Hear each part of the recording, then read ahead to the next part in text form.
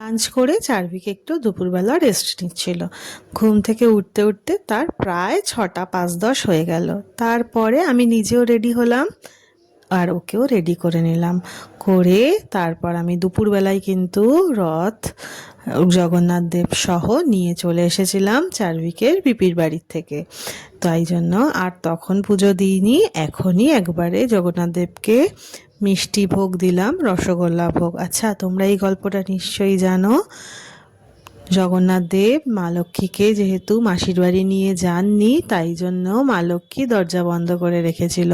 সুভদ্রা বলরামকে ঘরে ঢুকতে দিলেও জগন্নাথ দেবের জন্য কিন্তু দরজা বন্ধ ছিল। তাই জগন্নাথ দেব মা লক্ষ্মীকে সান্ত্বনা বা সন্তুষ্ট করবার জন্যে কিন্তু এই রসগোল্লা নিয়ে আসে। তারপর কিন্তু জগন্নাথ দেব মাসির বাড়ি থেকে নিজের গৃহে প্রবেশ করতে পারে। তাই জন্য জগন্নাথ মন্দিরে আজকে